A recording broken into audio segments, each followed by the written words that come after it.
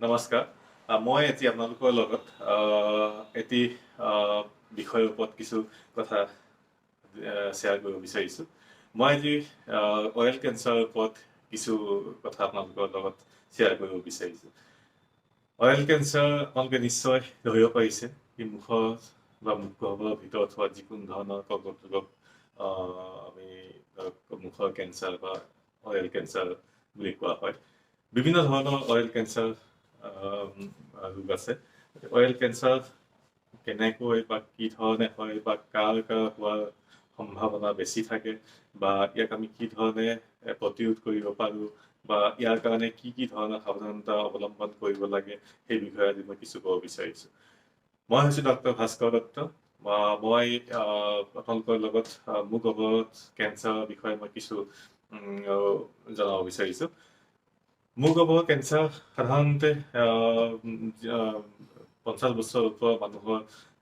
বা যিবিলাক টবাকো বা এলকহল বেছিকৈ সেৱন কৰাৰ প্ৰৱণতা আছে তেওঁলোকৰ হোৱাৰ সম্ভাৱনা বেছিকৈ থাকে বেছিকৈ টবাকো সেৱন কৰাৰ ফলত মুখগহ্বৰৰ কেঞ্চাৰ হোৱাৰ প্ৰৱণতা বৃদ্ধি পায় ইয়াৰ লগতে বেছিকৈ যদি আমি এলকহল জাতীয় সামগ্ৰী বা এলকহল বেছিকৈ বা দৈনন্দিন আমি লওঁ জোখতকৈ যদি বেছিকৈ আমি এলকহল সেৱন কৰোঁ তাৰ ফলতো আপোনাৰ মুখগহ্বৰৰ কেঞ্চাৰ বা অয়েল কেঞ্চাৰ হোৱাৰ সম্ভাৱনা বেছি থাকে আৰু ইয়াৰ উপৰিও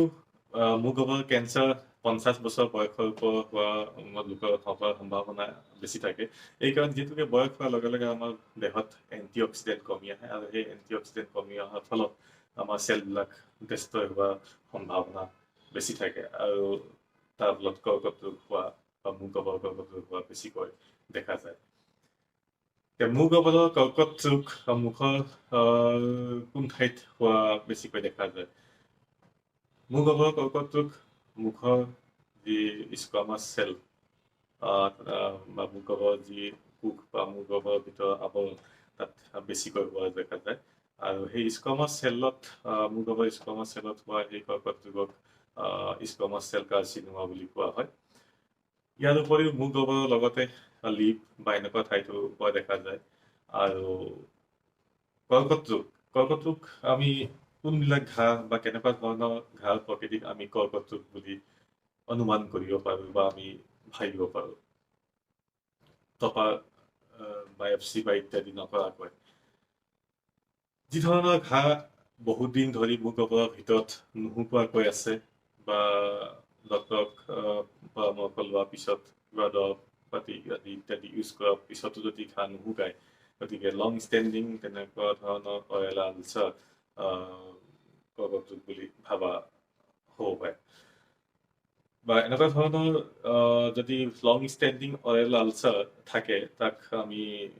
প্ৰপাৰ ডায়েগনচিছ কৰি তাৰ কি ব্যৱস্থা কৰিব লাগে তাৰ পক্ষত আমি আগবাঢ়ি যোৱাটো উচিত গতিকে কৰ্কট ৰোগ নহ'বৰ কাৰণে বা মুখগহ্বৰৰ কৰ্কট ৰোগ নহ'বৰ কাৰণে আমি কি কৰিব লাগিব মুখগহ্বৰৰ কৰ্কট ৰোগ নহ'বৰ কাৰণে আমি যাতে সদায় মুখগহ্বৰ পৰিষ্কাৰ পৰিচ্ছন্ন কৰি ৰখাটো উচিত টবাকো বা নিকটিন ইত্যাদি থকা সামগ্ৰী পৰিহাৰ কৰাটো অতিকৈ প্ৰয়োজনীয় আৰু যদি টবাকো জাতীয় সামগ্ৰী আমি লওঁ তেনেকুৱা ধৰণৰ সামগ্ৰীবিলাক বন্ধ কৰা আৰু ভৱিষ্যতে কেতিয়াও নোলোৱাটো অতিকৈ আৱশ্যক আৰু এলকহল জাতীয় সামগ্ৰী আমি পৰিমাণতকৈ বেছি খোৱাটো বা দৈনন্দিন খোৱাটো আমি পৰিত্যাগ কৰাটো অতিকৈ জৰুৰী আৰু অত্যাধিক যদি ছানলাইটৰ পোহৰত থকা যায় তেতিয়াও মুখগহ্বৰৰ বা ওঠৰ বা লিপৰ এনেকুৱা ধৰণৰ বিভিন্ন ধৰণৰ ঘাঁ হোৱা দেখা যায় বা পিছলৈকৈ সেই ঘাঁবিলাকো মুখৰ কৰ্কট ৰোগৰ হোৱা দেখা যায় গতিকে এনেকুৱা ধৰণৰ অয়েল কেঞ্চাৰ বিলাক নহ'বৰ কাৰণে আমি ৰেগুলাৰ ডেণ্টিষ্টৰ ওচৰত 6 মাহ বা এবছৰত মুখগহ্বৰৰ পৰীক্ষা কৰাটো অতিকৈ প্ৰয়োজনীয় আৰু যদি টবাকো ধৰক বা ইত্যাদি সামগ্ৰী খোৱা আমাৰ অভ্যাস থাকে সেইখিনি আমি পৰিহাৰ কৰাটো অতিকৈ প্ৰয়োজনীয় গতিকে এই ধৰণে আপুনি বিভিন্ন ধৰণৰ সাৱধানতা অৱলম্বন কৰিব পাৰে আৰু কেনেকুৱা ধৰণৰ মূৰ গৰ্ভৰ ঘাঁ আমি কৰ্কট ৰোগ বুলি ভাবিব পাৰোঁ মূৰ গৰ্ভত বা যিকোনো ঘাঁই যে আপোনাৰ কৰ্কট ৰোগ হ'ব তেনেকুৱা নহয় মূৰ গৰ্ভত যদি কৰ্কট ৰোগ হয় তেনেকুৱা ঘাঁবিলাক দেখাত হোৱাইট বা ৰেড পেটচেছ টাইপৰ তেনেকুৱা ঘাঁ দেখা যায় আৰু অতি সোনকালে সেই ঘাঁবিলাক আমাৰ বেলেগ অংগ পতংগ বা লিম্ফ নদ ইত্যাদিলৈ স্প্ৰেড হয় আৰম্ভণি অৱস্থাত যিটো ফাৰ্ষ্ট ষ্টেজ বুলি কোৱা হয় কৰ্কট তেনেকুৱা অৱস্থাত চাইজ হোৱাৰ উপৰিও লিম্ফ নদবিলাক ইনভলভ নহয় আৰু শৰীৰৰ বিভিন্ন অংগলৈ স্প্ৰেড নহয় গতিকে সেই অৱস্থাত যদি প্ৰপাৰ ডায়েগনচিছ কৰি তাৰ সাৱধানতা আৰু চিকিৎসা কৰোৱা হয় গতিকে তেনেকুৱা ধৰণৰ কৰ্কট ৰোগ অতি সোনকালে উচিত চিকিৎসা এটা ঠিক কৰাটো সম্ভৱ আৰু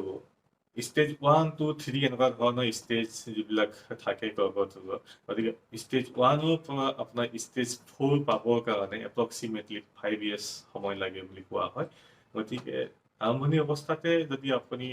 সাৱধানতা অৱলম্বন কৰে বা মুখৰ আগত হোৱা যিকোনো ধৰণৰ ঘাঁ যদি আপুনি সাধাৰণ ঘাঁ হৈছে বুলি আপুনি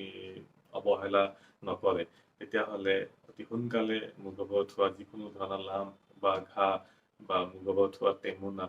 ইত্যাদি পৰীক্ষা কৰি তাৰ প্ৰপাৰ ডায়েগনচিছ কৰি তাক চিকিৎসা কৰোৱাটো উচিত গতিকে এনেকুৱা ধৰণৰ কিছু সাৱধানতা অৱলম্বন কৰি মূৰ গৰ্ভৰ কৰ্কট ৰোগ নোহোৱা আৰু হ'লেও যাতে তাৰ পৰা ভয়ানকভাৱে অন্য অংগ পতংগলৈ বিয়পি নাযায় তাৰ বিষয়ে আপুনি যথেষ্ট সাৱধান হ'ব পাৰে গতিকে আজিলৈ মই মোৰ অৰেল কেঞ্চাৰ শিতানত এইখিনি তথ্য আপোনালোকলৈ আগবঢ়ালোঁ পৰৱৰ্তী শিতানত মই বেলেগ এটি বিষয় লৈ আপোনালোকৰ লগত আলোচনা কৰিব চেষ্টা কৰিম নমস্কাৰ